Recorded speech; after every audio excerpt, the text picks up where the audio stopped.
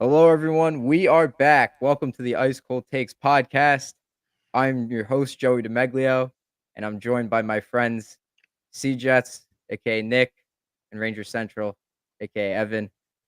Things are looking up once again. Rangers rookie camp started. Mets are playing competitive baseball in September. I was about to say October. Crossing my fingers there. Um, Yankees, if you're a Yankees fan, I think they're good. Jets. Rodgers is healthy so far through 1 week. Good. And After 1 week. He made it to Giants. game 2. Um Giants. Yeah. But anyways, how are you guys? Glad to be back, man. Yeah. Glad, but also terrified of getting my heart broken again in a couple months. What is this thing here? A premium account on X is required to create live broadcasts on their platform. When did they change that? Oh, they changed it like a month or two ago. Oh my god. Okay. Really? Great. Yeah.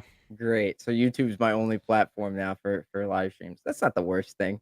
That's Jesus actually a Christ. good thing. I'll take it. That's I'll take it. insane. I didn't know that was a Right, you thing. don't want the Twitter porn bots coming in. Nuts. I Yeah, nuts. did a complete Everywhere. detox of Twitter this summer.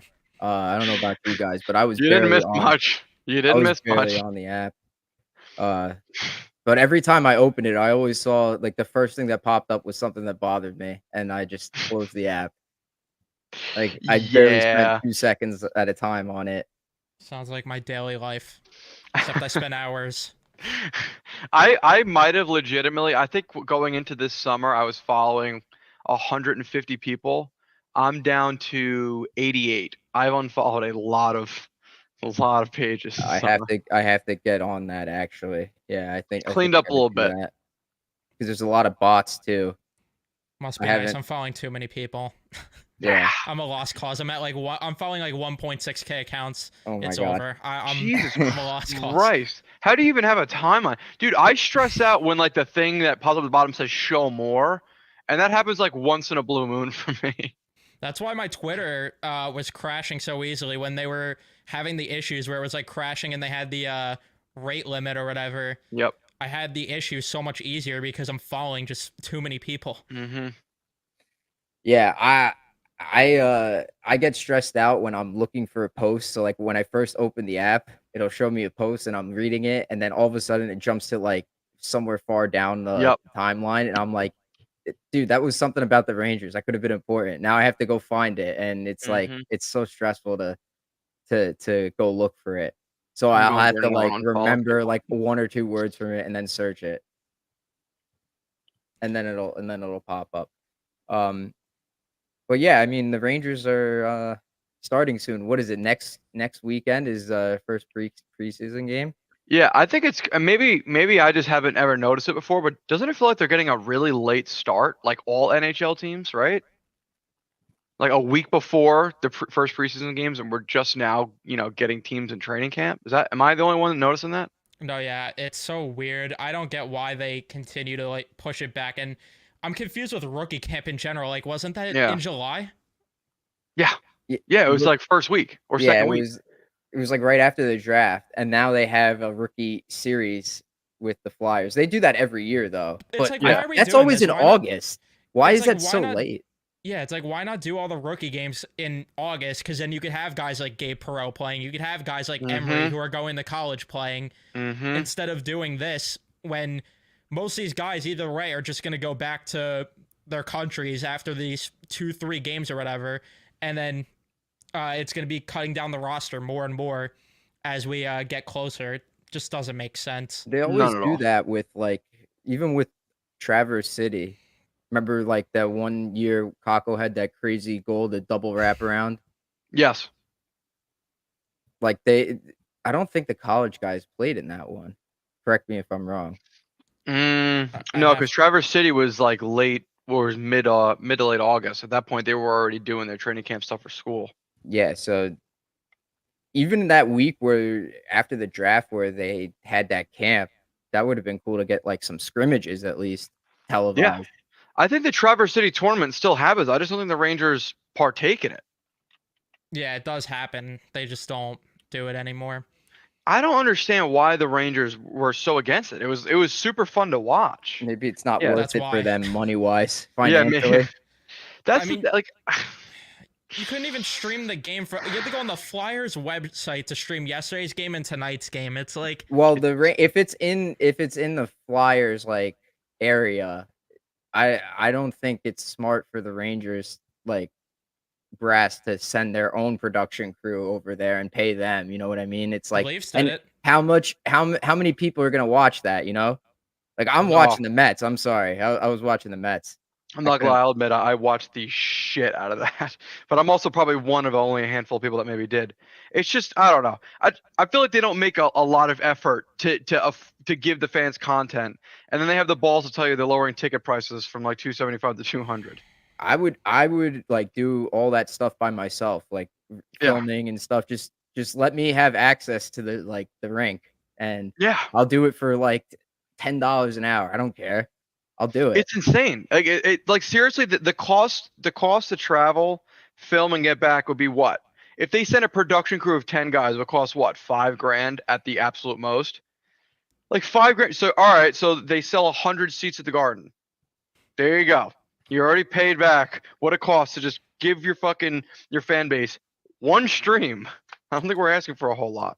They're bundling, Yes Network Going on. and, MSG into one app now, I heard. I saw that. The Yeah. Gotham Sports app, I think. Interesting. That's actually a good idea. Yeah, because it kinda makes sense because both Yes and MSG are hella expensive. Like, it's not on Comcast, either of them anymore. Mm, So, there's an alternative for everybody. Or you could just do what Nick and I did and use a Fire Stick, yeah. but you'll be, like, 5 years behind. Like, Panarin's gonna by the time Panarin scores his, like, 5th goal, I'll be on his 1st goal. Like, that's how far behind I am. We got you the Walmart Fire Stick. Yeah. The I don't wanna talk about is this Matty M? Yeah. Oh, Matt talks Rangers. They'll make that money back off the Sam Carrick pancakes. Oh, I would have he paid has them a $1 million pancake not to sign does he that sell guy. pancakes? He has a shop? He I feel like he we has a talked about maple this. syrup company. Ooh, So I probably really good. I don't care how good it is. 3 years for this guy is just ridiculous. It doesn't even make sense. This is like, oh, okay. We tried it with Tanner Glass, it didn't work. So let's try it again with a player that has even less NHL experience. Didn't they just sign a couple guys to PTOs, like Adam Ernie? That's Yeah, how you and say his Madison name. Bowie, who hasn't played in the NHL consistently And since people were he's a wearing masks. defenseman. He's Like, I don't know what the fuck we're Poor doing here. American. he's a defenseman though. Yeah, it's just odd. I mean, there's no way either one of them. Well, actually, I don't know. Adam Ernie's from Connecticut, so I'm sure he'll get a contract from old Drury. But Madison Bowie, I mean, that was I guess a body for camp, because otherwise I don't really see a single spot he could slide into. He's not even worth being the 7th defenseman. He's just, I mean, He's let's not gonna beat out Ruedel and He's Jones. There's no way. no. he's the Is he AHL fodder or? he's probably the 5th best right shot defenseman in the organization right now. Like If even that. that's how bad the right side is right now. I mean, dude, he hasn't produced at any level besides the WHL. He's got 158 NHL games. He hasn't played in the NHL since 2022. And all right, how about this? Since the turn of the decade in 2020, he's played fucking 4 NHL games. That's what I'm saying. He consistently hasn't played since people were wearing masks. Yeah, And since COVID was just not a thing. yeah. And he's not even half a point a game in the minors. His last full season in the minors was 21-22. He played 53 games, had 28 points, which is respectful in the AHL. But he also had 80 PIMs. He hasn't even gotten half of 80 PIMs in his entire career, and he just suddenly decided, all right, I'm a tough guy now. So basically, this guy is fighting for an identity. He goes to the KHL, somehow does even worse in the KHL than he did in the AHL, and now it's like, yeah, let's go ahead and bring him in on a PTO like he's going to do something. Meanwhile, Mark Very Giordano was sitting there, and Giordano would have been a Yeah. way better I option. was gonna say there's got to be someone very odd that Shattenkirk. they go after. Shattenkirk would have been a great option. Oh well, I don't think Shattenkirk would have even agreed to come back. To Hey. be honest, Who would have thought VC would have ever came back, dude? I feel like the VC departure was a little bit more. Well, no, because No, it's not It's a worse buyout, because yeah. Shattenkirk Yeah. just had a kid and he got Yeah. bought out. But Isn't he it? is also Is it? local, where it's like maybe And he would Yeah. want to stay by. I don't know. and like It's he made just. it clear he always wanted to play for the Rangers. Yeah, it's crazy. I mean, Shattenkirk, gets hurt immediately, is clearly struggling, has a kid, and the Rangers just force him out by buying him out, and they don't really care about him. And we're talking about a baby. Isn't that terrible? But if someone's wife is in school, Yeah, like I don't know what we would do if that happened to anyone else. Like that was just. yeah, it can't happen. You can't be, dude. Like imagine, like I'm trying to think of a scenario. Like what if Grace was in school and nobody wanted me, but I forced them to let me stay there because Grace was in school and I didn't want to leave her for a year to make $8 million. I don't know. I don't know how I'd ever survive. I don't know what I would do with myself. I'm still mad at the New York Post for how they edited that article that was written. I'm surprised no one picked that up and no one said anything about the elephant in the room.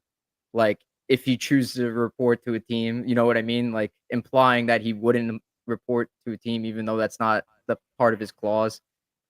That was what pissed me off so much was analysts saying like, well, he's got a no trade clause and he has the right to use that, but you weren't saying that he's gonna use it to not go to a team that's not on the trade list. It's just bizarre. You know? Once that no trade list is, I'm telling you, by this point next year, barring this guy having a season that is just beyond anything he's ever done before, I don't see any reason to keep this guy around. No, I don't. Trouba's going to be a third pair defenseman this season. You can't justify $8 million. I don't care if he's the. I don't care. Well, he should be a third pair defenseman. How could you justify having $8 million on the third pair? There's no way he's better than Schneider. He ain't better than Fox. He's barely better than. Well, no, Lindgren's better than Trouba. Miller is way better than Trouba. You could make the argument that who knows what happens this season that. Jones could end up being better than Trouba this season. I don't care that he throws big hits. We've got other guys that could do that. Him trying to throw big hits cost us a lot of goals in the playoffs. I'm sure a lot of you remember him missing a blatant hit that led to a goal in the most important series of the playoffs that we lost to the team that won the cup. I'm willing to say that he's the sixth best defenseman on the Rangers. I would say seventh. I would You rather think Ruido's better? I genuinely, I'm not even joking when I say that. He's terrible, and I don't understand how they're letting this guy dictate an entire offseason that was supposed to be one of the bigger off seasons. All we heard leading up to free agency, oh, look out for the Rangers. Chris Johnston, oh, look out for the Rangers. They're going to swing hard for the fences here to get things done. But instead, no. And I agree with what Matt said, and Matt and I have talked about this ad nauseum. This falls on Drury just as much because for somebody that is so quote-unquote tight-lipped, he let the biggest news imaginable leak out, and then on top of that, he doubled it down on Trouba by giving this guy the C. Yeah. I don't know if, not to cut you off, but really quickly, I don't know if it was him that leaked it out. I doubt it was him. I think it was on the Detroit end of things. I think Brooks found somebody on That the is Detroit, possible. but we won't know because you can't leak your sources. Like that's not how it works. But Drury isn't known to like leak stuff out there. And I always said the Rangers work better in the shadows, but you were saying, Evan, go ahead. I Sorry. don't know if the only counter I have to that is Steve Yzerman's just as much tight-lipped as Chris Drury's. That's true. It's not Yzerman there now. Not who was there before Ken Holland. Holland, yeah. Which he's terrible. But yeah, you have two guys that allegedly keep their mouths so quiet, and then how did this news end up leaking? I don't know if Drury wanted this news to leak because he wanted an excuse to not spend this offseason or what, but it's just terrible. And he doubled down by, like I said, giving this guy the C. I just feel like we look at the signings of the PTOs too. Doesn't it just feel like Drury's stuck in the times when he played of like building a roster? Because look at the first offseason, he learned nothing from it. He goes out and signs Nick Bonino last offseason, Tyler Pitlick, Blake Wheeler. Those guys are Those gone. were all bargain. And not a single one. He swung and missed 3 times. And he's doing it again with Bowie, doing it again with Ernie. And what's the similarities with these guys? They play big and physical and tough. When you already have that at home with prospects, like give the prospects the reins here, Mhm. first of all. I agree. And second of all, this isn't the 1990s. Like, you can't build your team with big physical defensemen and big physical players and an elite goalie. That's just not how you build a roster in today's NHL. Like, how many players did we come up with over the past 2-3 off seasons to say, oh, sign to a Oh, PTO, dude. sign from the bargain bin, and they go somewhere else and they end up thriving? You look at Craig Smith, you look at Danton Heinen, who would have been he would have been like top 2 or 3 in 5v5 production for this team this past Mhm. season, Mhm. assuming that carried over. I mean, we've said it with so many guys, and we're saying it again this offseason with Blake Lizotte. They go and get Sam Carrick instead. I'm sure Blake Lizotte instead in Pittsburgh is going to thrive. It's just like, I don't know. It's just so worrisome that fans are able to find better bargain bin options than management. And that falls on pro scouting too, but I just don't understand what's going on behind the scenes. I really don't. It's also he's- really. Go ahead, Joey. Sorry. He's only hit on one free agent, and it was VZ, and that was it. And Well, even actually, I was. VZ is like arguable now because I think he had a really poor playoff run. He I did. was- And are you talking from the bargain bin or all free agent signings? Bargain bin. Okay. Trocheck, of course, is good. Yeah. And that's She what wanted I, Kadri more. that's what I was gonna say. Like this is another thing that bugs me, right? Like this was a pretty loaded free agent class.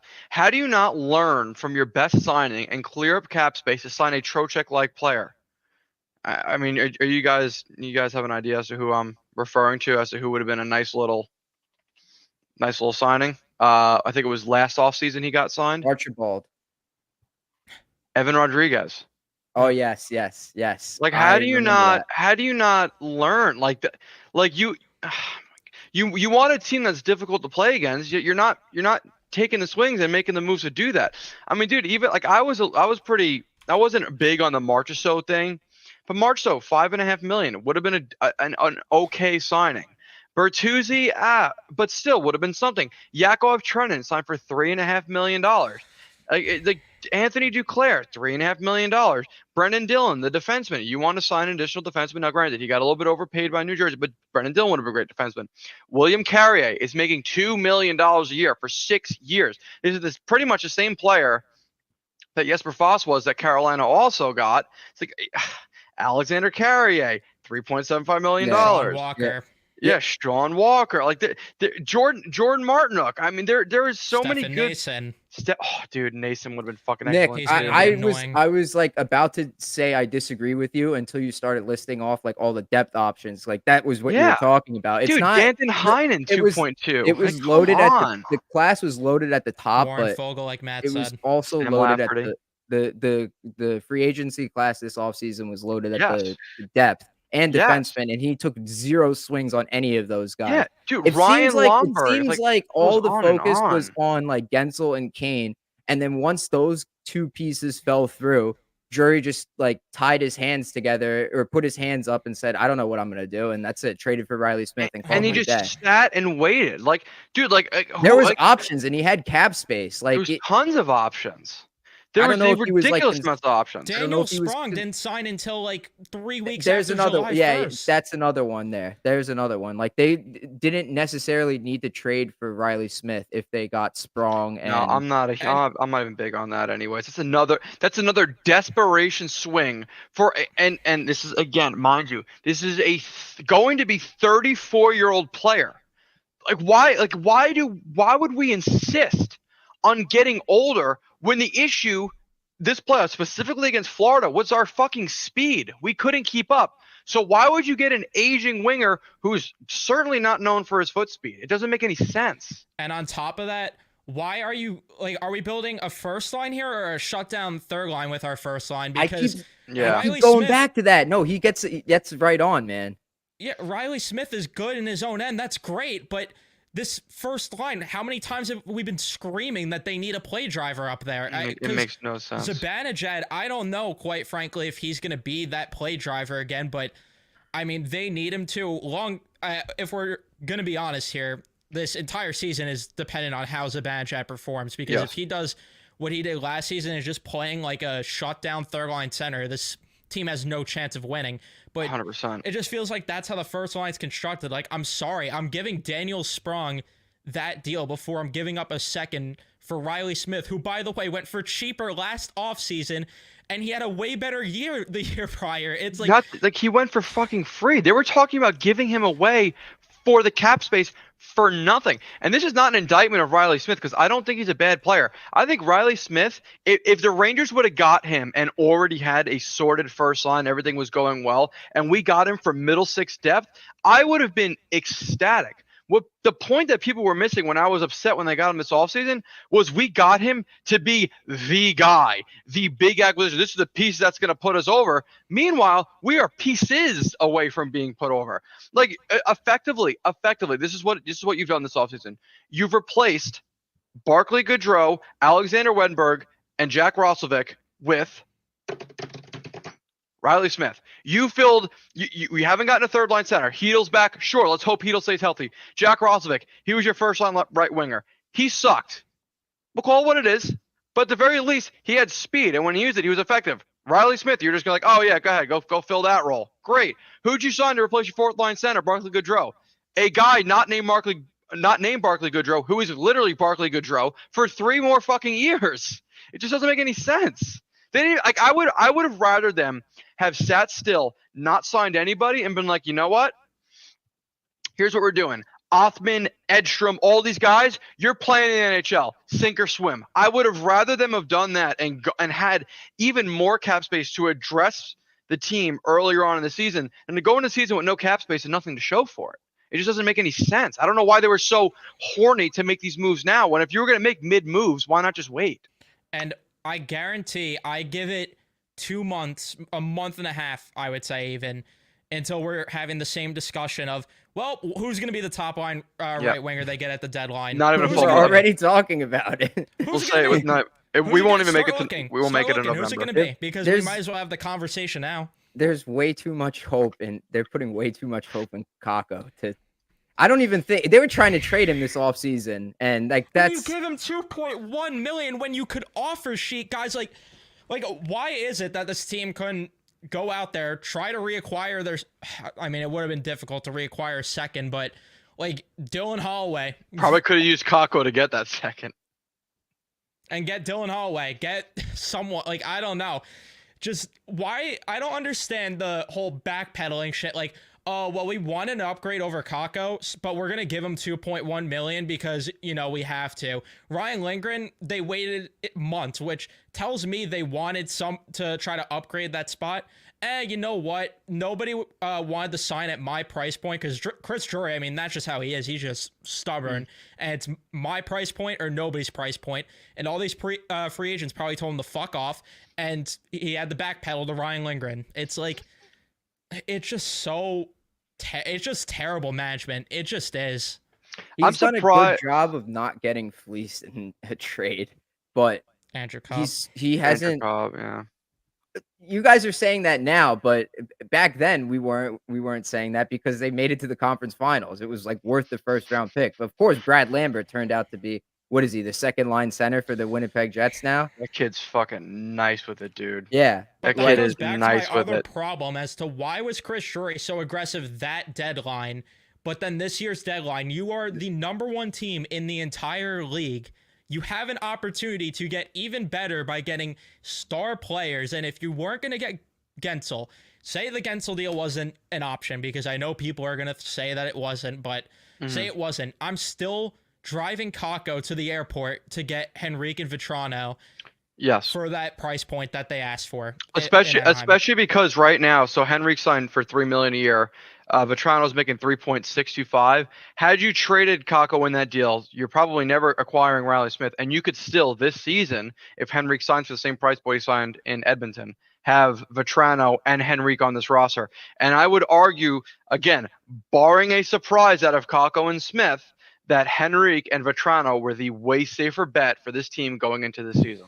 Yeah, because that's a third line center. But just back then, when at the time that was proposed, Gensel was on the market, and we all said no because of that. They didn't get him, so they messed up. They messed up, and by the time Gensel had gone, Henrique was already gone. So it didn't make sense for the Rangers to go back and just get Vetrano. I would have preferred, considering Heedle's health, or lack thereof to That's have gonna be a gotten a big third line concern. center. That is such a big concern going And into this nobody season, talks dude. about how there's Did- no I insurance l- for the kid. can There's I just none. say, Evan, before you made a good point, I keep thinking about this. It's like with Zibanejad and the Kreider line, feels more like a shutdown third line than a first line scoring line than Yeah. anything, just based on how last season played out. I know everyone in the analytics community is saying like Kreider and Zibanejad work because they don't allow much, but they don't generate much either. That's more Not at along the 5v5. right, not at 5v5 5 offense is what lost us the conference right. finals. Like they're more to me, it Where have I heard reminds that me a one? lot of a third line. Like Yeah. I mean, you're paying way too much money for those guys. So what are you gonna do? You're gonna make Panarin, Trocheck, Lafreniere the first line, and you need a completely new second line. That's Yep. not good at all because Cooley's not a second liner. Heedle arguably is a second liner, and Kako definitely Hedo is not a could be. second liner. God, when Hedo was healthy though, not last season, but the season prior when he had his 20 goals, 50 something He points. was good. Yes. Last season, had he not got hurt, that dude might have scored 60, 65 points, and we'd have a totally different discussion right now. But unfortunately, that wasn't the case. His career is likely derailed. Hopefully not, but is likely derailed because he is always one body check away now from getting hurt worse than he was before. And this is what sucks too, is this is a young guy who's got a lot of fucking talent, and you do nothing but feel bad for him because even if he wanted to get back to that level, how could he push himself that far and risk getting hurt like that again? You got to think about the human being here. I'm not even saying I don't want Heedle. I wish Heedle would be healthy because I think, to tell you the truth, he has the ability to be on this team right now, even with the roster we have right now, be a top 4 forward on this entire roster. But at what cost? You know, he's gonna piss away the rest of his life for this. I don't know. That's a different moral conversation. I genuinely think we'd be discussing too, like if that happened with Heedle that you mentioned, because a lot of those points obviously would have came at 5v5 because he's just not going to get the power play minutes. We'd be looking at it like, all right, that first line is more like a third line shutdown line. But at least you have that Heedle line. He could drive play. You have Cooley, who's probably going to take a step forward. Kako is whatever he is. But you would look at it and be like, all right, maybe at least you could get scoring from there. But I'm not penciling Heedle in for even 70 games this year. Like, I don't think that's a safe. I think 60 even is pushing it with him. You just can't do it. And it blows my mind back to the main point, how fans, analytics community, media outlets, all these people could tell you the issue is 5v5 offense, but somehow management's not seeing this. I don't get it. I just don't. Yeah, it's been an issue. The Rangers have never been a good 5-on-5 team for as long as I've watched them. Like this last season was definitely an improvement over the Gallant years. Certainly that first year with Gallant, but it's still not where it needs to be. Go look at all the Stanley Cup winners. They're always the best at 5-on-5. That's where the majority of the game is played. And there was a So if lot of you're good 5v5 bargain bin free agents that we decided, no, we're not going to Yes, go to those. exactly. And there's also It's almost like to me, I don't know if I had a theory to just spitballing here, like to come up with a theory for why Drury doesn't swing for guys like Lazat or what are the other Amadio, Amadio or Evan some of the Rodriguez. defensemen, Rodriguez, yeah, they're strong. I feel like he's afraid to go out of his comfort zone and is comfortable with what he has already. That's why he signed Kako to the $2.1 million when you could get a 2.4. guy, you could go out of your comfort zone and take a risk, a lighter risk with a third liner like Lazat, for example. Thank you. Or last season with Rodriguez. Look at how that played out. That guy was incredible all over the ice against us. I've been saying it all over Twitter that I think a lot of fans feel the same way, that they're just too scared to make the leap of faith. Like, a lot of fans feel the same way. Oh, don't trade this guy because we don't want to take a leap of faith. The leap of faith needs to happen of changing the philosophy because this team is just not good enough. And it could have been at least, passable because look at all the past few cup winners. What do they have? Puck moving defensemen. They keep Ryan Lindgren around. They keep Jacob Trouba around, and they call it a day. And then the bottom six, like you mentioned, just too stubborn. But that's obviously more with the Igor extension, which I'm still very against them doing. where they need to get out of their comfort zone here, because at some point you got to realize, all right, maybe relying on an elite goalie to win games isn't the formula here. You would think that years of that, and then I have people though with the Igor thing being like, oh, is 5 or 6 million really gonna help you that much with getting a player? I'm sorry, is Vinny Trocheck not the most biggest impact player for this team? Is Zach Hyman not one of the biggest impact players for Edmonton? Yep. Like, I'm sorry, but there needs to be a change. It's up to Drury to find value in that $6 million, and as of right now, I don't think he can. Like, I don't think trust the guy one bit. I don't. Yeah, based on what we've just been talking about, I don't think I'm comfortable. I've been a big Drury defender, but I mean, there was a lot of options this offseason. To see him, settle on a PTO with Adam Ernie, and then give a Tanner Glass-like contract to Sam Carrick. And the second free agent off the board.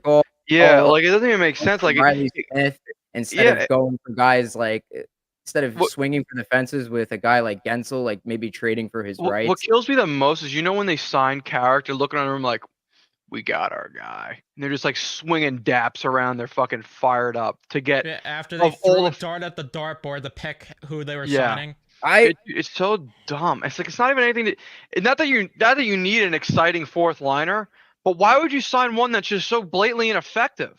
Like, there was Adam Edstrom. Yeah, it's like, that's another thing too. It's like, you got guys coming up that could have already filled that role. If you're gonna get it, why are you not getting a short thing? Why are you taking a swing and a guess on a guy that you can't? Can you even bury his full contract in the minors? You can, but it's like, it's still the principle. But yeah, it's like the point. Yeah, you're signing a guy that, again, it's back to Drury's first offseason. What does he bring to the table? Oh, he drops the gloves a lot. Fucking cool, man. So does Rempe. We already got a fighter. Next. And our supposed captain also is a physical guy, and he throws the mitts whenever, drops the mitts whenever. So what happened there? We need to sign Sam Carrick, though, for $1 million for 3 fucking years to have him drop the mitts.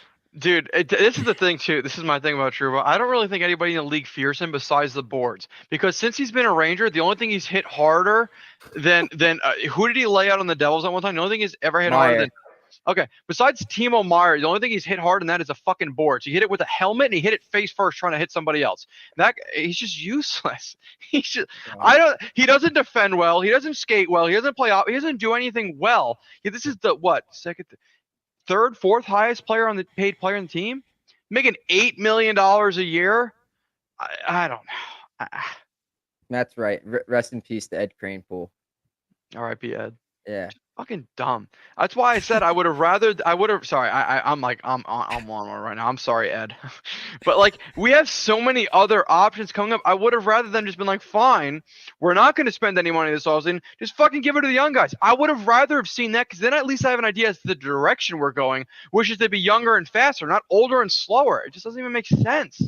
Oh, we want to be more physical. Well, you tried the physical thing against Florida. It didn't fucking work. You couldn't keep up with them physically. You couldn't keep up with their skating. You couldn't keep up with anything. So why would you double down on physicality? It doesn't make sense. That wasn't the main reason you lost. We couldn't keep up with them. You tried it against New Jersey. You tried it against Tampa Bay that first year after that offseason, where it's like, yeah, let's get big, mean, physical players. And Ryan Reeves was barely keeping up with the Hurricanes in round 2. Like, I don't know what we're even doing here. Patrick Nemeth was so bad that he ended up in the fucking press box. Brother, like, we put out Ben Harper like nightly, and we're acting like we did this. We signed Jared Tenorti that same offseason. And then once again, they doubled down on their stupidity by bringing in a guy like Mark Stahl to develop these fucking players. It's like, it makes no sense how they just doubled down on these terrible philosophies. It's just not modern day hockey stuff. It's just stupid. Like, you have Tanner Glass and Mark Stahl developing players. And Jed Ortmeyer. Nothing against Jed, but he was also he wasn't a skill guy at all. Hey, I'm glad, you know what? I'm glad these guys will drop the Mets though, at least. Right. Yeah. Glad that it'll be tough. I want to spend $250 to go to the Garden, looking at the Chase Bridge, and from the view, little bit of the ice I could see, watch fucking UFC. Yeah, this is another thing that kills me too, dude. Is like I'm looking at our non-roster forwards. So in other words, our minor league guys right now on Puckpedia, RIP Cap Friendly. Fuck you, Washington. Here's the ages of our defensemen in the AHL. 22, Mancini. 29, Harper. 27, Fitzgerald. 23, Robertson. 28, Mackey. 25, Scanlon. And possibly 29-year-old Bowie. So you've got Robertson and Mancini, who are still considered prospects. Scanlon at 25. I mean, yeah, he's still a prospect, but he's 25. He was horrible in that game. Berard. Here's your forwards, 23 and under. Berard, Kemlar, Othmann, Kalle Väisänen, Ryder Korzak, Rubrick, McConnell Barker, Sikora. All right, so you've got 7. No, Carl Henriksen's gone. All right, so you've got 7 forwards, which is good. That's really good. You clearly have a plethora of young AHL forwards. Where is it on defense? And what are you surrounding them with? You signed Benoit Olivier Grau, or Gruel, however the fuck you say his name.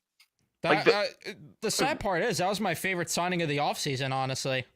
Yeah, not to mention Licardio's still down there, bro. What are you doing? At least he's maybe has something in him at 24 years old. Like, that's how bad this offseason was. That's the signing I like the most. Like, yeah, I miss the days where we could get excited about like Michael Lindqvist.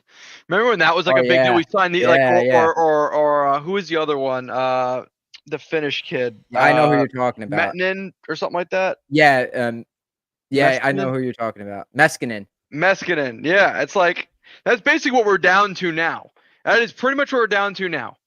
Because we've got nothing. We've got nothing on defense. We've got forwards like Othmann and Pro. Othmann we should see this year. Again, I would have rather have just seen him this year. And that's about it. I mean, I'm not expecting any games out of these other guys yet. Can we actually let's have a conversation about Othmann. How did he look in that game? He's not, he doesn't belong in the AHL. Like his game is an NHL game. This guy should be in the NHL. Here's my thing though. If he is not third line or higher, leave him in the fucking minors. If this guy's going to come up here and play less than 11 or 12 minutes a night, do not call him up, because then you're not even using him. There's no point in him being there. You'd rather him have first line minutes in the AHL. This kid can and will be a very, very effective middle six NHLer. I think his ceiling and not his ceiling, I think what we're going to get out of Othmann is a 25-25 player. You expect 25 goals, 25 to 30 assists. He's going to play a Callahan type game. This kid is not going to be a consistent 30 goal scorer. He's definitely not going to be a 40 goal scorer. He's probably not going to be a 60-point guy. He's definitely not going to be a 70-point guy. If he is, that is great. I will take it. But temper your expectations. This guy is going to be a very good Ranger. I want to use the word great. He's going to be a very good Ranger. He is going to be a leader, and he's going to be a big part of this future. Just do not expect this kid to come up and be the next Kreider level of production. Like he's not scoring 30, 40 goals a season. You're going to get a very, very good middle six forward. This kid maybe sneaks into the top 6. My comparison is Ryan Callahan type output, but I think he's got more skill than Callahan. Maybe a little bit less grit, but definitely more skill. And that's very useful because the Rangers had third line did not have much of a third line last season. No. Compared to other teams, those guys, their other teams are scoring 30, 40 points, all at even strength. Rangers third line, probably like 20-something points, all of those guys. You need the Callahans and the Dubinskys of the world to win. Absolutely. The Rangers respective teams, when they like the Derek Brassard, that guy was skilled, but he was gritty as hell, and he came up in the big moments. You need players like that. Good thing Adam Ernie's going to be that. I really hope that Othmann makes it over him. Like But if he does, at what cost? He's not getting a spot on the third line. Every time I see a PTO, I'm always reminded of the Michael Haley situation. You remember that when with Kravtsov and Hedl, and they chose Michael Haley over him? And then they buried Elias Anderson on the fourth line. And then they buried Anderson and played him like 3 minutes a night. Like I don't understand how the Rangers never learn from this shit. Right. Like Manny Malhotra, 7th overall pick, bury him on the 4th line, and this is in the fucking 90s. Not to mention like Pavel Brendel and all the other guys they couldn't fucking develop in the 90s and the early 2000s. And they say, all right, we're going to do a full-on rebuild, and we call these guys up. We're going to make sure we bury them in the bottom line and give them no minutes. And then shit they didn't develop. And then the one time it works with Zach Jones, you can't just say like, look, it worked with Zach Jones, but it failed with all the other 15 times that you did it. It's just so. Look in the last since the letter. Look at all the guys that have failed because of that. It's even with Mesnikov. Elias Anderson. Even with Hayek. Lafreniere, I'm glad he's breaking out, but I mean, we're going into the 5th year still, the first overall pick, and we have to talk about him first breaking out now. It's just like, I don't know. I just absolutely I hate think they need to take the training wheels off. I think they need to completely blow up both power play units and just Yes. let the best players like problem take is the that would make spots and use sense. them. Yeah, we can't And we I know can't it do makes all The that. sense, problem but with Othmann too, to go back to the main conversation here, I still feel Brett Berard's ahead of him on the depth chart right Laugh. now. I still like Brett Berard more, and if he's really, not going to beat out Brett Berard, then and Capo Caco's still going to be here, then where the fuck does that leave Othmann? Because Neither like one Nick of them said, have a spot. you cannot bury him on the 4th line, and for some reason it's like sacrilege to Rangers Twitter to put Will Cooley on the 4th line. So I don't know where the room is for these guys, and It really doesn't good. make goes sense. back If you to have the a point fourth line of where you should just move one of these guys at the deadline. if you have a fourth line of Cooley, Edstrom, and Rempe, I like that because it's young. It may Yeah. be But inexperienced. we gotta get Carrick gotta and get- VC out there. Yeah, and Brodzinski. And because Brods. I don't understand. Those guys should be for injuries. If any of those guys get injured, let the young 13 guys forwards. play. Is this like, did you rebuild or what? Are you just gonna plug in older players and not use your younger guys? Like, what was the point of getting all those assets? Makes no sense. I don't understand. It makes It's makes so no sense. frustrating. Oh my god. Brodzinski's gonna be our decision of this season. I'm willing to It guarantee sucks, that right too. now. And it's nothing against I Brodzinski actually because I like do think Brodzinski, though. I was gonna say I think he's obviously actually someone that could fill in NHL games, Right, unlike right. Lecision, but he's gonna be that guy where it's like, why are we playing him instead of our younger guys? Because I don't know I what agree. it is about Laviolette, but he gets the biggest boner when he hears Brodzinski's name. I don't know what it is, but I think that Brodzinski is more valuable being your first line center in the minors and helping them win games in Hartford and being a Agreed. leader down there because he was the captain of the Wolfpack and before he left, I believe they were top 2 or top 3 in the league. After he left, they fell apart. I think he's more valuable there right now, playing for the Wolfpack, being the #1 center and captain than he is being the 13th forward on the Rangers. It doesn't even make sense right now to have him in the NHL. I would rather see VC in the lineup on the 4th line than Brodzinski in the lineup on the 4th line. Brodzinski's not a Really? 4th liner. If Brodzinski's your sub in for a middle 6 or a top 6 guy, I understand that for a couple of games. But you're giving him reps on the 4th line. You're telling him to play a game opposite of what he's used to. He's a skill guy. He's not a forecheck guy. He's not. He's not big. He's not physical. It's not his style. Like, this is another thing, too. It makes no sense. Teams love to call up their best, most skilled AHL guys when an injured 4th liner or an injured guy comes up and they pull someone up the 4th line and take skill guys, put them on the 4th line and say, all right, go forecheck. Go play this style opposite of what got you called up. Play 6 minutes and then go back down because you're a disappointment because you couldn't do what we wanted you to do. It just doesn't make sense. You're better off having Brodzinski in the minors, averaging 1.25 to 1.35 points a game, whatever the hell he was at, because he was killing it, then plugging him on the 4th line. You've already got VC there that could do that. Let VC do it. Why would you waste Brodzinski's time? And he's on a one-way contract. He's not losing money on this, I promise. The problem is that he's your Hedel insurance. Oh my God. That's what You're not wrong. Wins it out. That's Crazy that that's the they went into this season without addressing that. Like, it's terrible. very, very concerning. It's fucking scary. Now, I don't know if you guys watch Thursday Night Football, but the Tua Tagovailoa absolutely destroyed. Like, And the first thought I had when he went down is, holy shit, Hedel has 4 concussions too. Like, yeah. And they're I don't want talking it to happen, right, but God forbid, like. And they're talking about Tua retiring, and he just got his 4th, and Hedel already has 4. And he just got a payday. Right. Yeah. The thing that sucked most about Hedel, you remember when he first tried to make a comeback? Someone hit him, or it was a board battle drill. He didn't even get hit that hard. Yeah, he didn't even get hit that hard. He just got over bumped. a stick. Yes, and it was like, and he was out for months again. I don't know. Is Riley Smith right-handed or left-handed? Yes. Isn't he a righty? I have no clue. What do you guys think of? I mean, either way, I kind of like this because first... I'd put Riley Smith in front of the net. I'd park him in front of the net if he's going to be on the power play, the second unit. If Othmann makes the team, would you give him power play time or no? That's tough. Well, I will say this. Penalty. One thing I like about Othmann a lot is that would be the only player on your team besides Kakko and maybe Lafreniere, but we don't see him do it often. Kakko, the one good quality he has is from the left side, he's got a cannon of a one-timer. We just don't see it because he's never in a spot to do it. Othmann has an insane left-handed one-timer, which I saw cannot that. remember. I could not remember a Ranger ever having a one-timer from the left side, and that could be a very interesting look because there's not very many lefties in the league that are shooting from that side. A lot of your one-timer players in the NHL are shooting from the left side because they're right-handed shot, and it could work to your advantage that it's a less taken avenue. Goalies aren't as used to it. Penalty killers aren't as used to it. It's an interesting thought to have a one-timer, a left-handed one-timer on the right side as opposed to a righty shot on the left. And Could work out.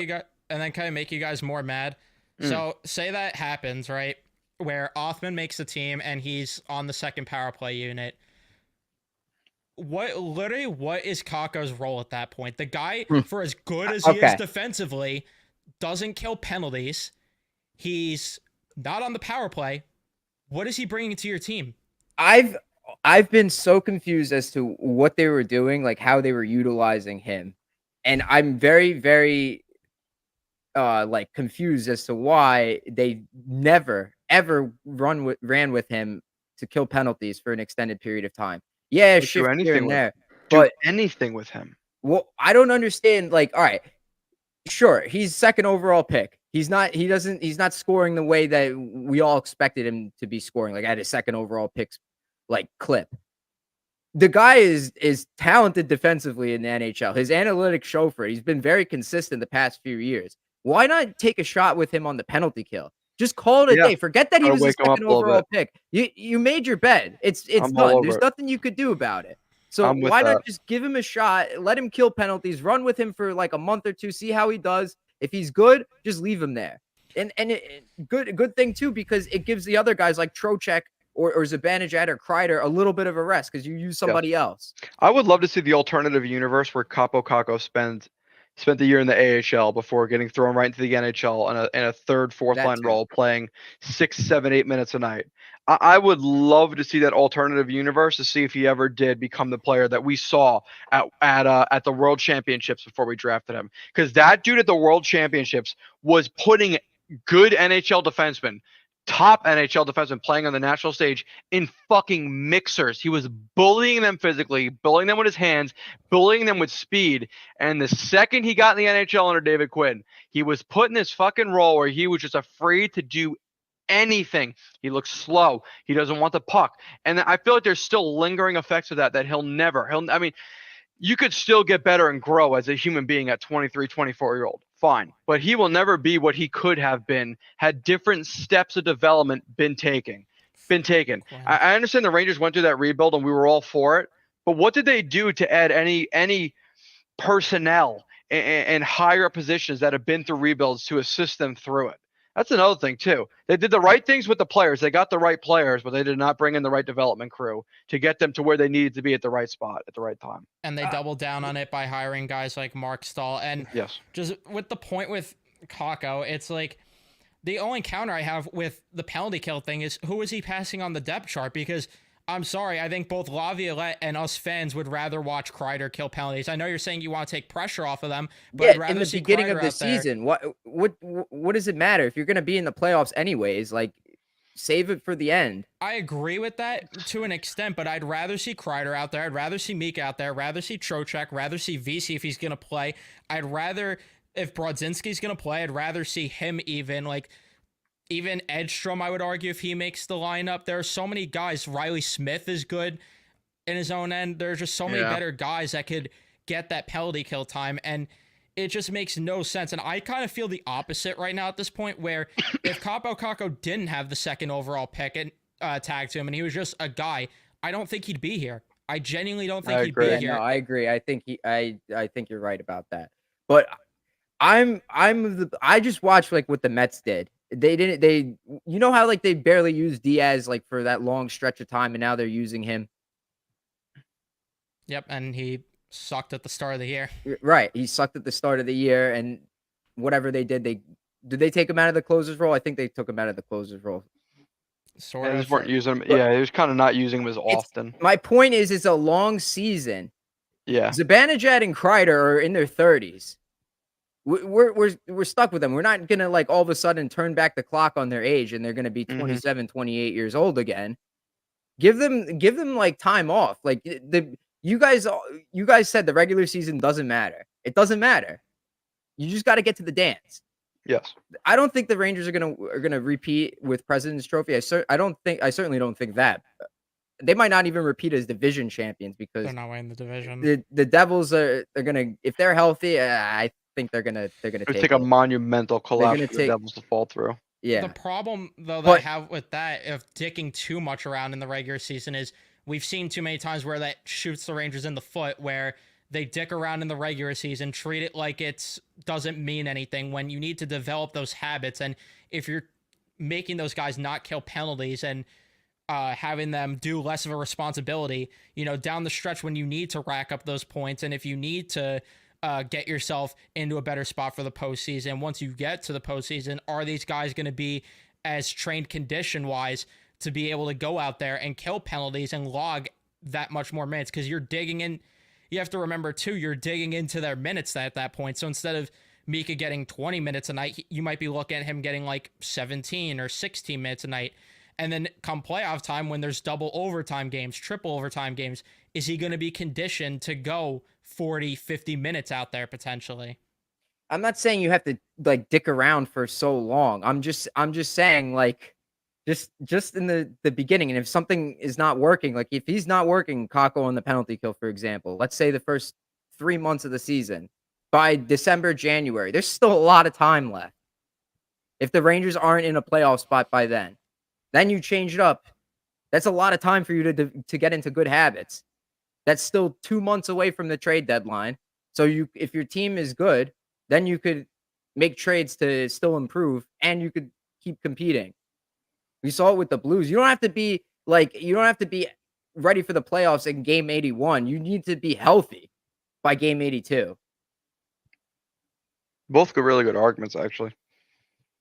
Both really good points. Yeah, like I understand. Like I absolutely 100% would rather have Kreider and Zibanejad and those guys like VZ kill penalties over Kako. But if you're trying to find a role for Kako, then you can't just keep demoting him to the third line and not giving him opportunities to play.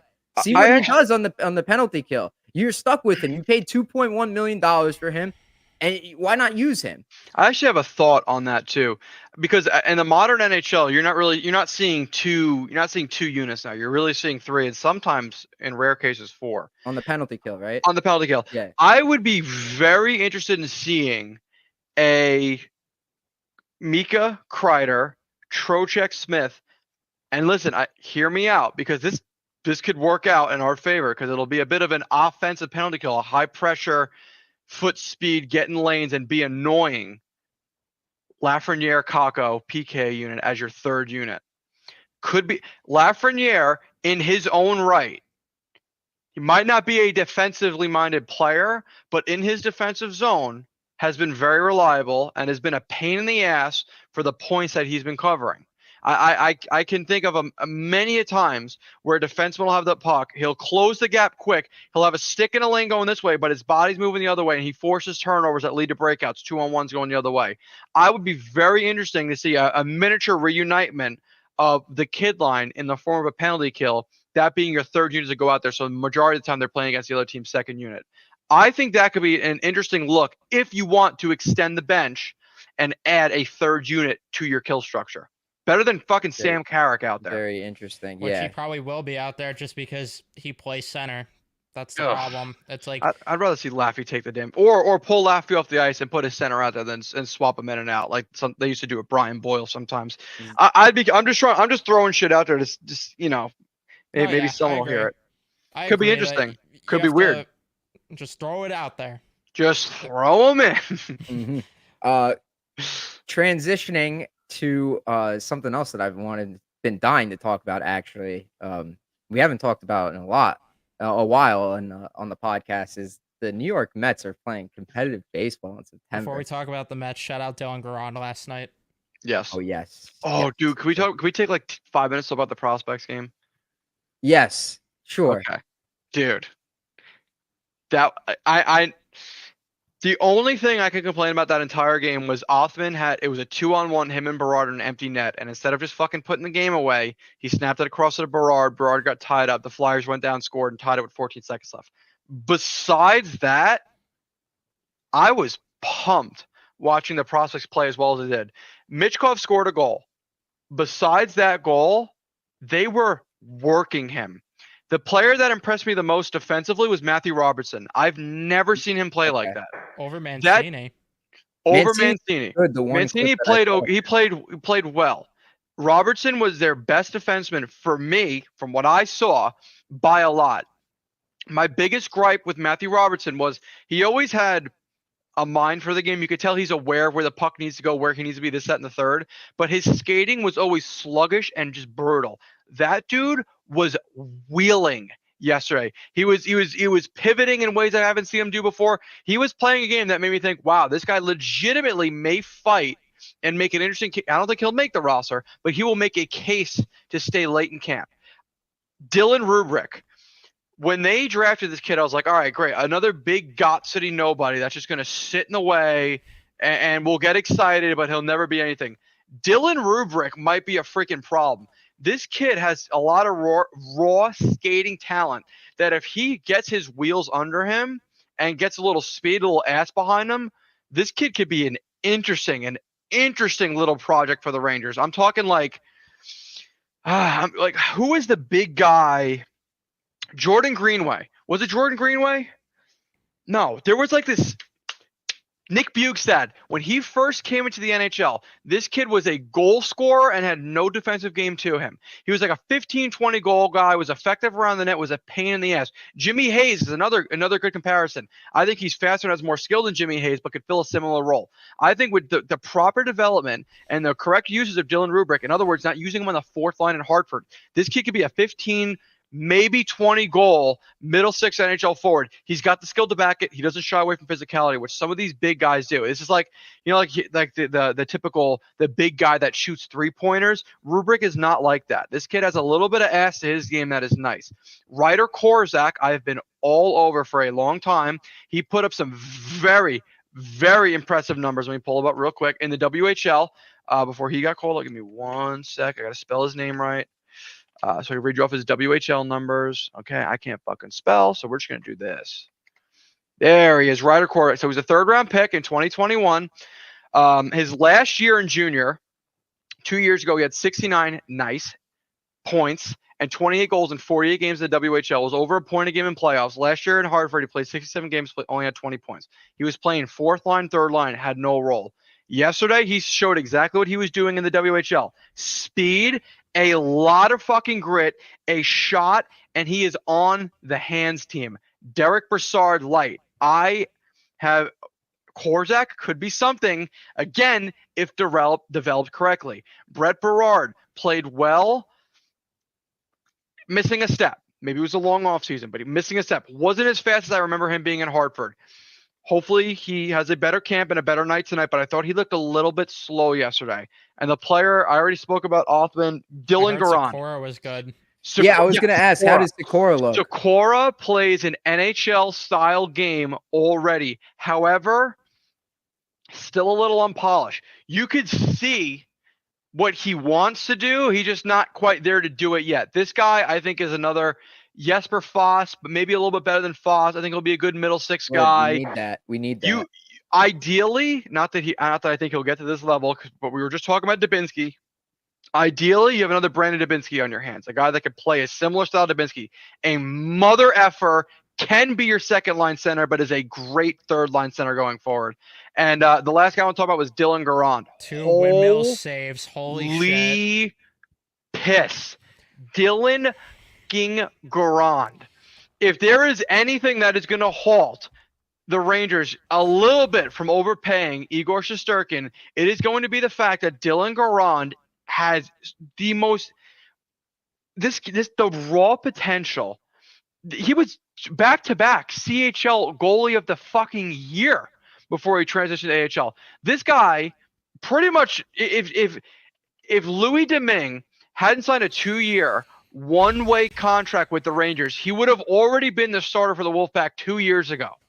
This kid Dylan Garand is going to be a problem if he continues to grow with what he's already got. He's not even small. He's 6'3". He's got a frame behind him. He moves well. He thinks the game. He plays the puck well. He just big Garand guy. The Ranger Big Garand prospects guy. looked like the NHL squad's defense too. I guess they're preparing him for wide open slot shots because that blocker save he made late. Brother. Shit. He's so fucking good. Like, this is why when everyone's like, oh, you gotta pay Igor. Why are we paying the one thing that we do right is develop goalies? Why are we splurging in that department when we have a kid who is going to be as good as Dylan Garand is? Is he going to be Igor's level? No, I am not claiming he's going to be Igor's level. But you have a kid on your hands who I think has legit potential to be a consistent 915, 920 save percentage guy. I think that's fair to say. Maybe win some sort of hardware once along the way. Who knows? I don't want to get too ahead of myself with that. But quality NHL goaltender coming up. Just a quality guy. And as we've seen by the track records, that's all you need. Just a quality guy to get you by. But instead, they're probably going to just pay Igor $12 million and then just leave this kid in the dumps. And it's unfortunate, but he at the very least needs to be the starter for Hartford this year. Like, that's not a question. He will be. And There's no shot he'll lose that job. I'm willing to put money on it, whether it's because he's pushing because of how good he's playing. I hope that's because he's pushing with how good he's playing in Hartford instead of an injury. But I'm willing to bet he plays an NHL game this year. Yes. I am confident, and it's either going to be because Quick's declining like crazy, or it's going to be because he's so good in Hartford that he's pushing his way up here. 100%. 100%. Oh man, that's a tough one. Like, I like hearing about Garand.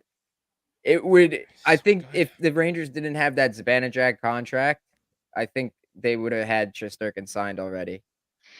Because it's not a bad thing to have a guy unsigned going to a season. Let him play for a contract. I'm looking at the rest of the core. I'm not looking at this current window here. I'm looking at the next window, the Lafreniere window with Fox. You know, if you lock up Lafreniere now for 8 years, you already have Fox locked up for what, another 5-6 years? You have Trocheck, Zibanejad, and then you have to lock up Miller. And then Miller. That's a pretty nice core there. But if you didn't have Zibanejad, the reason I'm saying that is because he took a step back last year. If this was the Zibanejad that had just scored 40 goals in 50-something games, then we'd be looking good. But unfortunately, based on last season, it is not.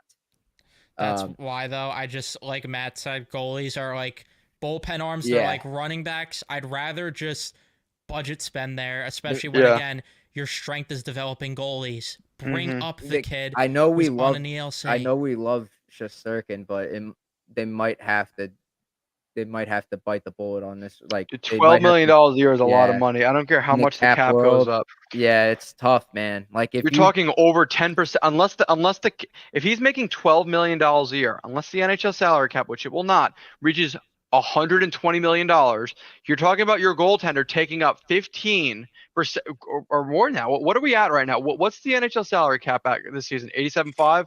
What's it projected next season? 87 or 88? I think it's 88 and a half. 2025 NHL salary. Yeah, I'm letting him walk right now. And the other thing, like, they're gonna have to trade him too. Back to the point you made, Joey, about the core turning over. Do you really want to give a goalie $12 million who's going to be 31 when that contract kicks in? Like, Igor's great, and I've no doubt he'll be elite for the first 3 to 5 years of that deal. But the back 3 or 4 years is going to be a nightmare. Like, there's going to be regression. You're talking about 13% of the cap being in. Yeah. So and then to boot, and let's play this game. Let's play this game. All right. So you've got Igor at 12. 1, 2, 3. 1, 2, 3. Plus, how much is Panarin making? 11.5. 11.5 and change. Yeah. 11. He'd be making like just under McDavid's current money right now. All right.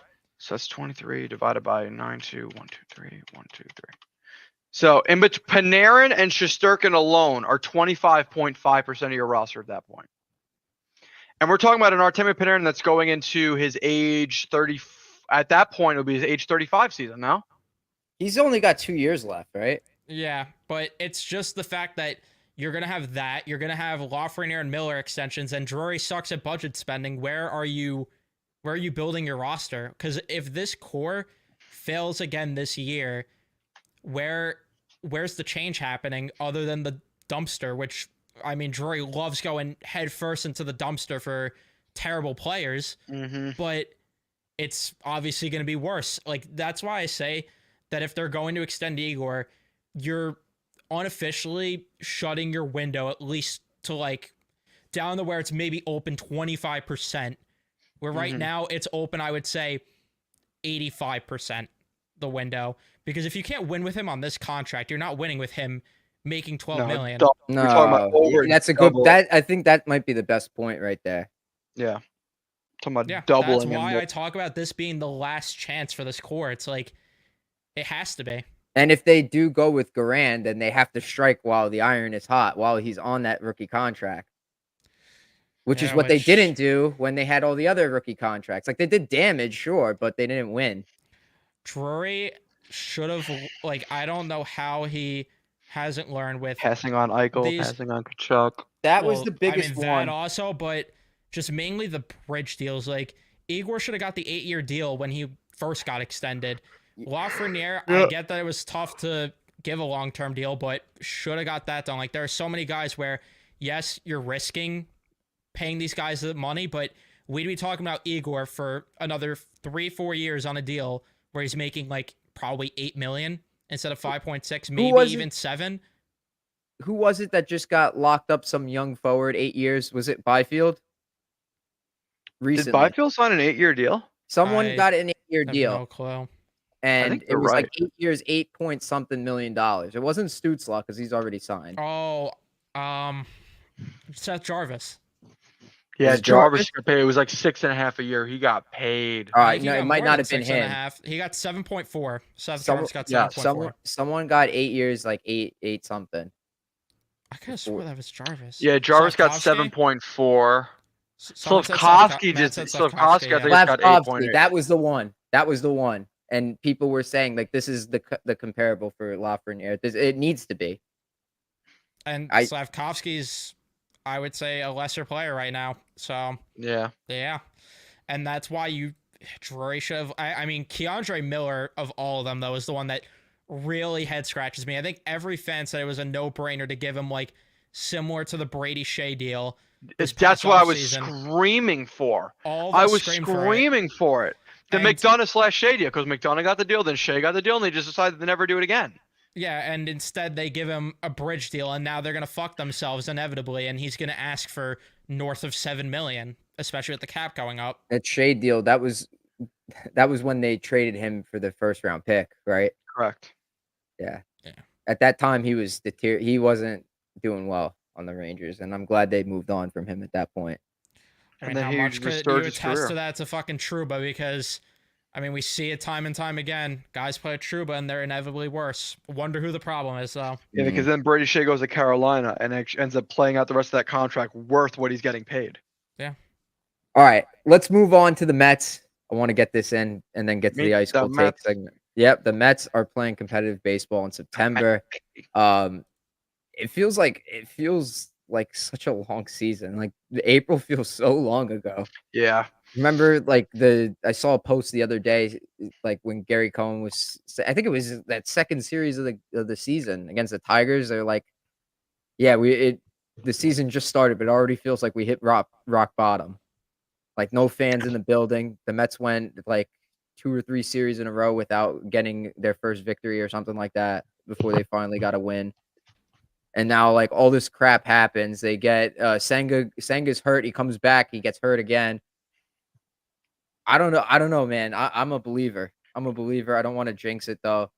Francisco Lindor is unbelievable. He's playing unbelievable baseball. Like, just the what they advertised him as when the Mets first acquired him, I think that's what we're seeing right now. This is better. Better. I was just going to say probably better. He's playing to a point where he's genuinely, like, you could have the conversation he's underpaid now.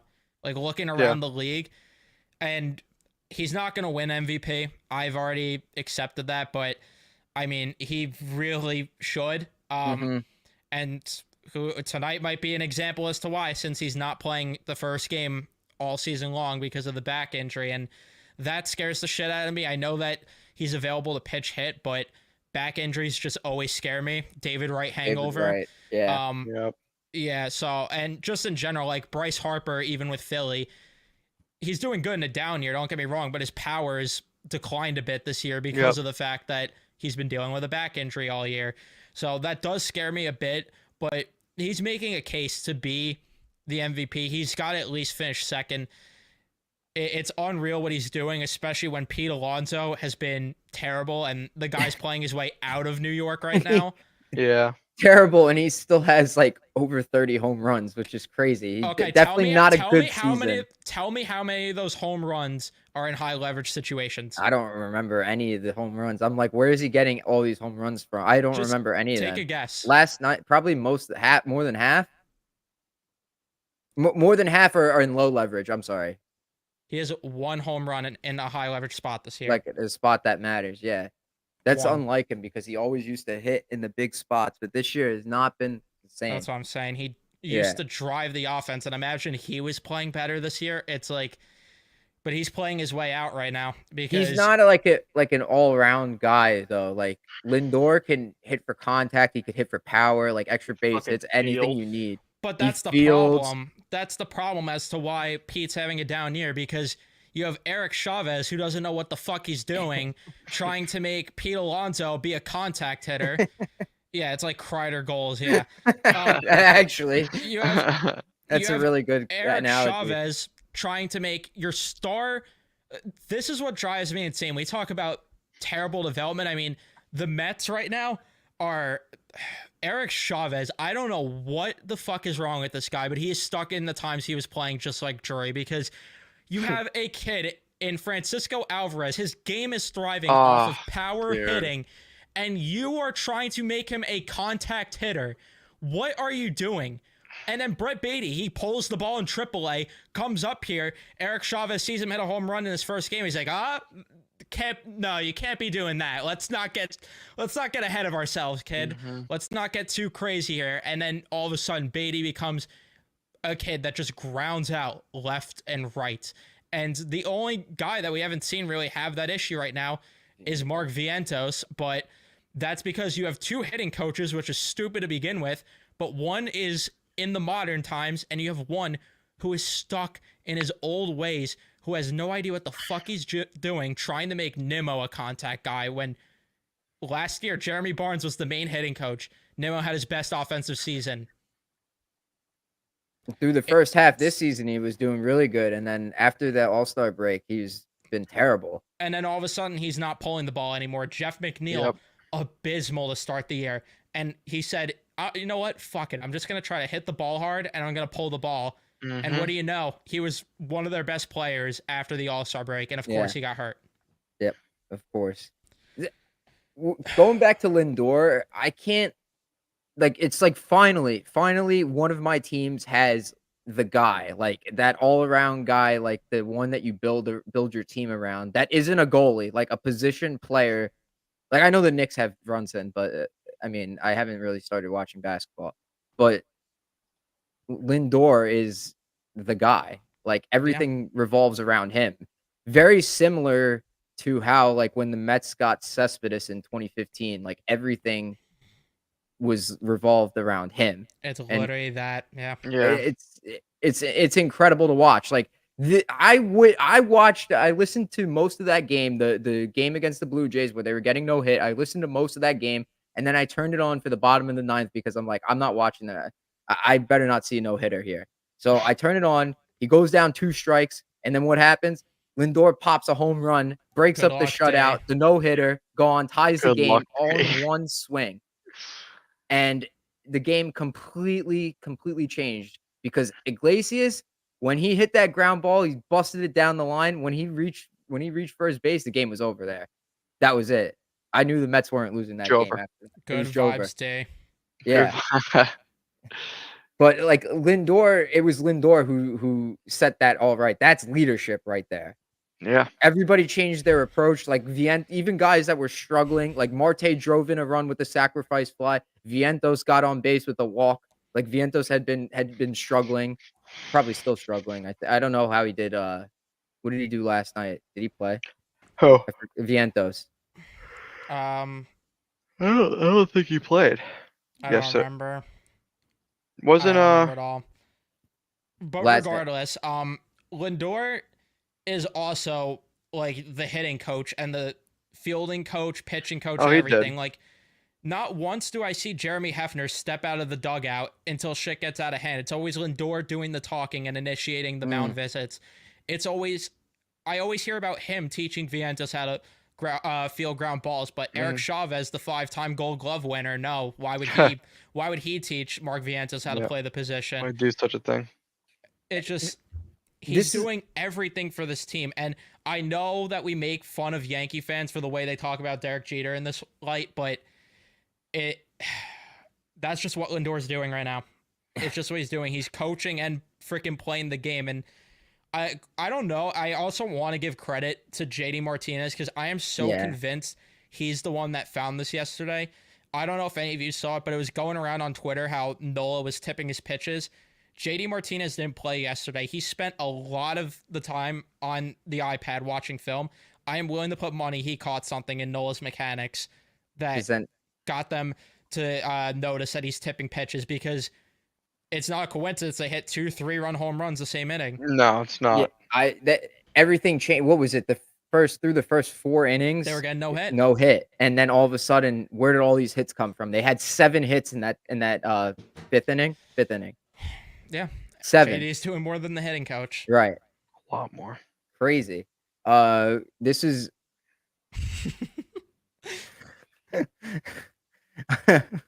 Anyways, this is why. Yeah. I'll bring up Matt's point. This is why you're hoping Alvarez is finally breaking out. The bottom of the lineup needed a big threat. We see many times top of the order gets on base and they become stranded.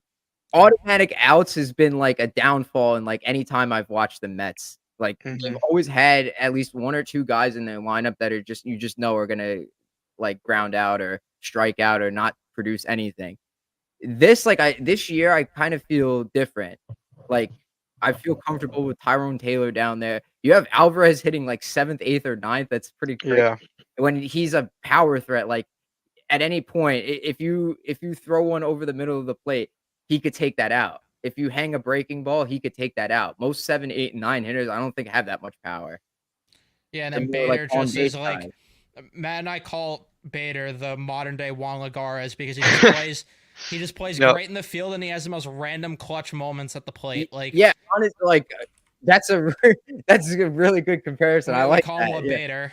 Yeah, Bader's defense is so like good. Like it's so necessary. Like I never realized it as a kid watching baseball, like how important like cutting down like a ball in the gap was, like holding keeping a double from you know what I'm trying to say. I know what you're saying, because I'll give an example. When Matt and I we were at that game against the Red Sox, I forgot who was at.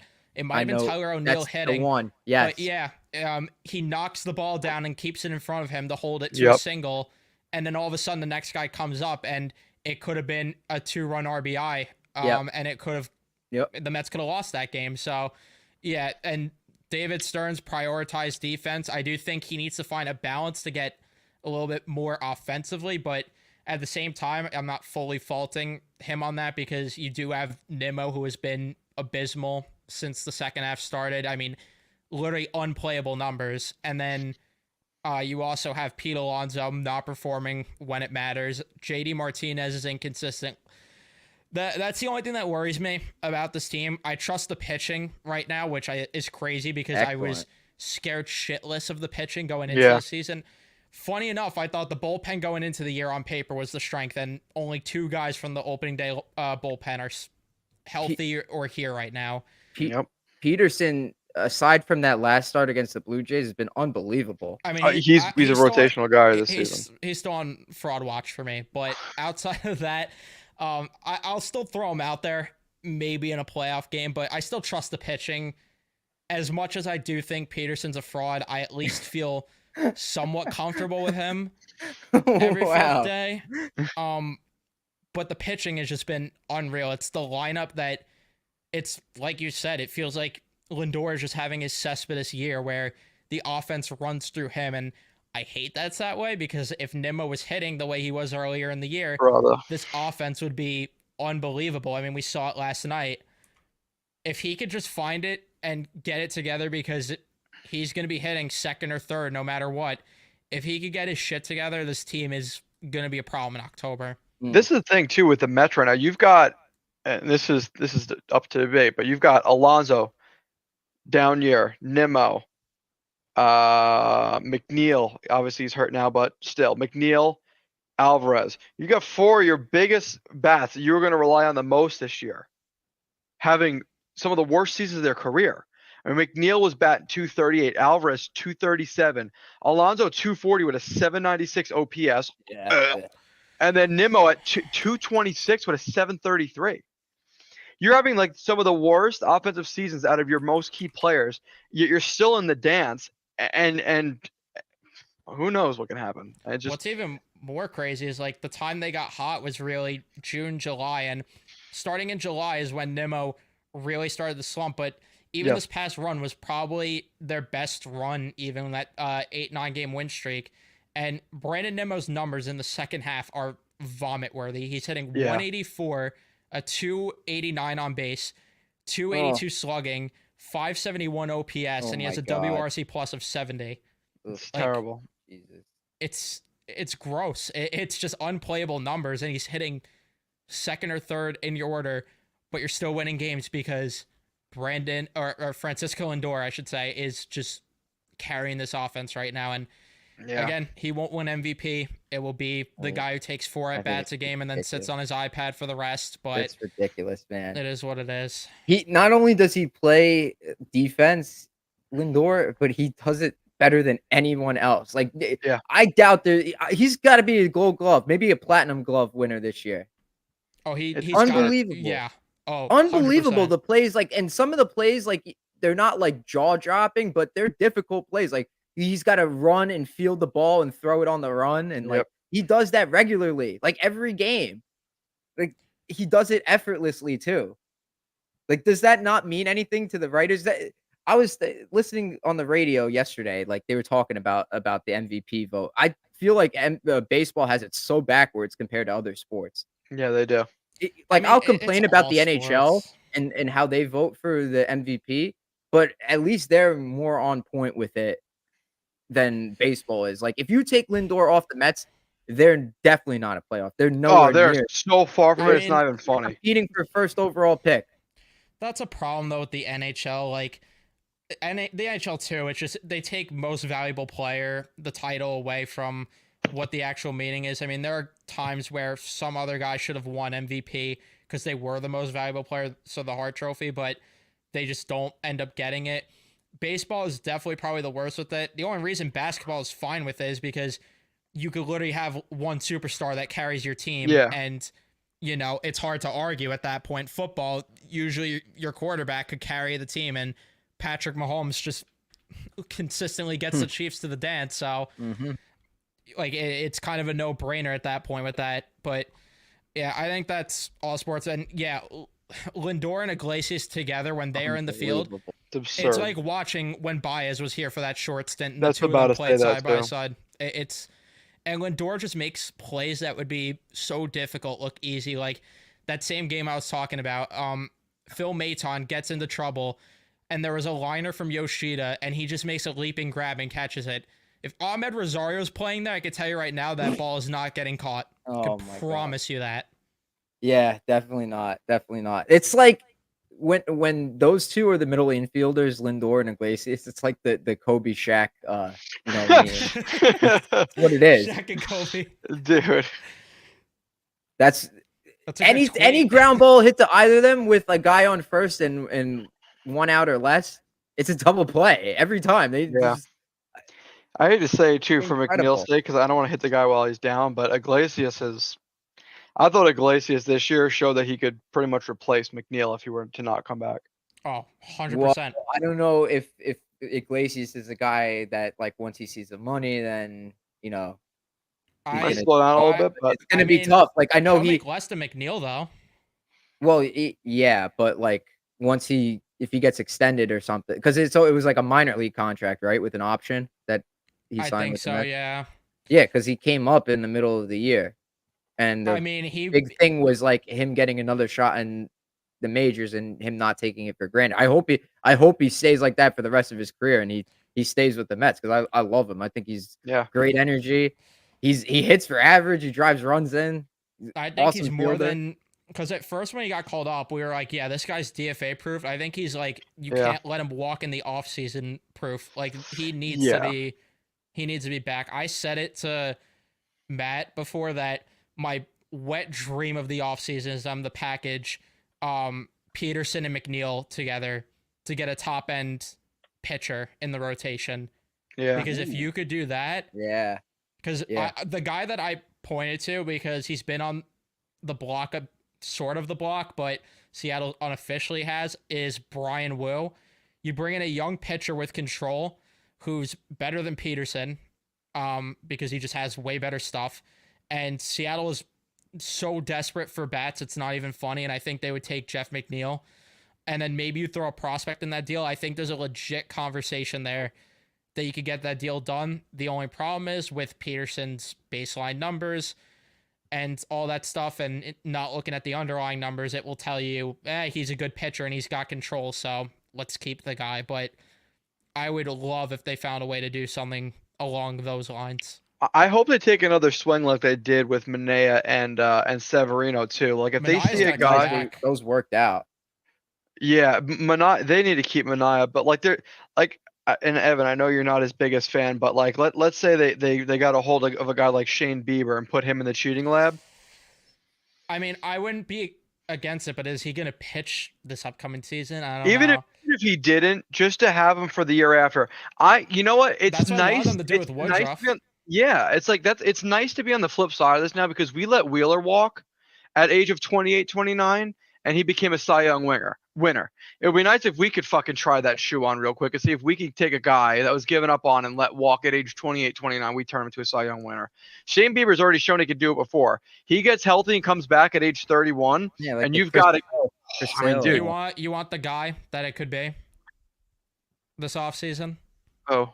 Walker Bueller. Look out. Yeah, for that was going to be the next guy I said. Walker Bueller, I think, could be that guy because he's Anyone having Bueller? a terrible year. The only issue is you worry that if the Dodgers cheating lab can't save him, I mean, I know the Mets cheating lab is good right now, but will the Mets be able to rewrite the ship there? I mean, I would take a flyer on it. But Yes. at the same time, do you even need to go this route if you keep Manaea? Because right now you have, because we heard that they're going to be in on Corbin Burns. So if you land Corbin Yeah, that Burns, needs to be number one. if you land Corbin Burns, you have him, Senga, you keep Manaea, let's just say, Mhm. and then I don't love it, but Peterson's in the rotation still, and you still have Scott, you still have Sproat, Wait, so can you go back and name those again? You had Burns. Burns, Senga, Manaea, Peterson. Where's Scott. Severino? I don't think Sevy's coming back. You don't think they're gonna re-sign him? I don't Wow. think so. I don't. That's I think, crazy, man. I I think think they Sevy's- should. I think Sevy's the guy that I don't know. I think he's a risky bet. Like you're getting. I don't want to say what. I don't want to say it because I don't want to jinx anything here. But you're getting a lot of juice here out of Severino, more than I thought you were gonna get. Yeah, Matt said that's that a good point. That's a really good point. Matt said that when we reacted to the signing, you know what we called Severino? The next Carlos Carrasco. Oh my God, That's you what we call them. guys! Wow. But, I think he's the guy that's going to get overpaid this Yeah. offseason and the Mets let him walk. I think Manaea is a safer bet because he watched the Chris Sale film and he is now pitching at a level that is ace caliber. I just think he's the way safer bet of the two that I Yeah. give the money to Manaea first. You still have Peterson under Severino control. always gets Scott's hurt. got to get a roll. Sproat's going to have to get a roll. And Blackburn has control for another year as well. So you still have him, which he fucking sucks. So I wouldn't care if they just shot him out of the cannon into the sun. But you have a lot of guys that could be in the mix next year. And Yeah. then Tyler McGill just doesn't die. So you still have him lingering around. Yep. You But- guys like Buto in the bullpen? Oh, Yes. I love big butts. I love Buddha. And Butt Boy's all right. I think we got ahead of ourselves with him being a high leverage guy because he just doesn't have the command to be a high leverage He guy. throws a lot of balls. Like he walks. Mhm. I feel like He's gets got to worse come in with the after bases one inning. empty. Yes. Like he's a guy you can't bring in when there's guys on base. But I don't know. That's the thing. I mean, the bullpen itself still has concerns because of things like that. Because you have Budo who can't come in with the runners on base. You have Ottavino and Stanek who just hang out in the bullpen, and it's like, if we're up by 15 or down by 15, maybe we'll bring them in, but we don't know because they didn't yesterday. You have Alex Young who comes in to mop up. Brazabon we don't even see anymore. Yeah, we don't. I haven't seen him too much. Diaz, at least they're finally pitching him consistently. Reed Garrett, they have to be conservative with because you don't want to run his arm into the ground again. Danny Young has been a surprise, and I'm glad they're lowering his workload. Phil Maton's finally found a role He's as well. nice. He looks good. I just wish they had a long man back there still. I think that would solve. Sean Reed Foley's not going to come back. I know, but that's the guy that I want to be Blackburn when he comes back. Call me crazy. I'd rather watch McGill pitch than Blackburn. I'm not exaggerating when I say that. I hate Paul Blackburn so much, but you need to get a long man back there because you could start to give these guys roles. And this goes back, though. This is where it sucks that they had the slow start because right now they'd be able to like test the waters a bit with guys like Stanek and try to let him find his way to be what they wanted him to be, which was a setup guy, maybe could close at a pinch. But you can't do that because every game matters right now. It's like you're in a spot where you have these guys that don't have roles because of that, and it sucks so much that Nunez is done for the year, and I wish even more Brooks Raley was part of this right now. Oh, if those two were here, dude. Could you freaking imagine this bullpen if those two were here? You would have all of a sudden 4 or 5 high leverage arms like Danny Young, Phil Maton, Edwin Diaz, Brooks Raley, and Denel Nunez. Yeah. It almost sounds too good to be true. Unfortunately, it is, as always. Closing out the show here, we have the Ice Cold Take segment, the new Ice Cold Take segment. Instead of just giving a random prediction, I pose a question, and we have a discussion about it. This week, so I've been thinking about it. I said it before that, like, finally, one of my teams has the guy, right? Lindor. Who is the Francisco Lindor of the Rangers? If there is one. Or who should it be? Nice cold take. Or who should it be? It's not. Yeah, you gotta have a discussion. Ice cold questions. Yes, ice cold question. It's called ice cold discussion. For me, it should be Zibanejad, but based on last season, it is not, and I have no problem admitting okay, I that. get the question more now. I thought you meant who's the compare. Okay, I No, retract my statement, and I apologize. I was like, Igor Shesterkin's definitely like, there. who is the guy that you're going? That's like all around good. That the whole team revolves, or it all revolves around him. Probably Shesterkin is a good answer, honestly, because that's how the Rangers built their team, all their teams. Looking at it as a guy that needs to like really backpack shit here is that I agree with Matt that Laffy could be, but I think it should be a better candidate moving forward is Lafreniere. That was what I was gonna say. I think Zibanejad's the right answer. I mean, he's gotta perform like a 1C this year, or this team's not winning a cup. There's no if, ands, buts about it. There's no second thought. If he's not what he could be at 5v5, if he's not even just half better at 5v5 this year, this team has no chance of winning the Stanley Cup. Mm-hmm. Yeah, I agree. If it's not Zibanejad, I don't really see anybody else who could have the impact that peak Zibanejad had. You're talking about a number one center that plays in every scenario, was winning faceoffs and just doing everything. He hasn't he hasn't and a been that. legit goal scorer, because it wasn't just him ripping Yeah. one-timers. He was scoring in different ways. And that's where Mhm. I have the disagreement with some fans that are like, oh, why are we writing off Zibanejad when he's been so good the past few years? Once again, people were wearing masks the last time he was like a true goal scorer, and he Yep. was scoring goals in different ways outside of Bunches. the Make-A-Wish season where he played the Flyers 50 times a game or 50 times a season and racked up points there. But Yeah. like, he was a legit goal scorer. The 5-goal game against Washington is always a game I'll point to, Dude. where that's peak Zibanejad, because he was ripping backhand. He scored 5 different goals. It wasn't just a 5-goal game. Yep. All 5 goals were different: a backhander, a deflection, At ripping a different strengths one-timer. too. Yeah. Mhm. Like, that's the Zibanejad they need, or at least 75% of that Yeah. That I agree. to yeah, win the cup. that was when Zibanejad went through that stretch. I said to myself, all right, this is the guy that's gonna be like the center, the 1C that's gonna put the Rangers over. This is the 1C that the Rangers didn't have the last time they were competing. And I really, really, really hope that he could get back to that and just stop deferring on 2-on-1s and stuff. Like, please be selfish and trust your shot and just start shooting it, man. Like that. Yeah. I really hope that's what he does. Like, because defensively, I don't have a problem with that. Penalty killing, I don't have a problem with that. Face offs, I think he did a fine job. I don't know. Like, it seemed like all the Rangers centermen had a good season last year. They Yeah. were, as a team, they were over 50% for the first time in like a decade, over If a there's one decade. thing Nick Bonino brought to this team, he improved this team in the Right. faceoff dot, Yes. Right. because it was infectious what he did. Yes. But we talked about it before. There's one issue that needs to be corrected with the Rangers, and it's 5v5 offense. And I know it might not be in Zibanejad's profile to do that, but he is the 1C, like, on the depth chart. He's the Yeah. highest paid center on the team. And that's what they paid him for, to be the guy. So Yeah. it's got to be him. And I understand that his analytics say otherwise, that he is not a 5-on-5 player, but the Rangers need him to be. So Big time. Yeah, you can't have 8 5v5 goals again from your 1C. No. right.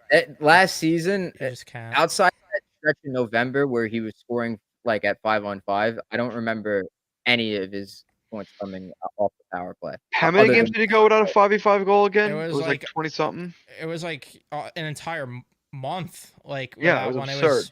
It was terrible. And it goes back to your point also, Joey, that I really want to reiterate, is that he can't score them in bunches too. Like, there are so many times where, okay, he'll score 5v5, but Yeah. it's in one game.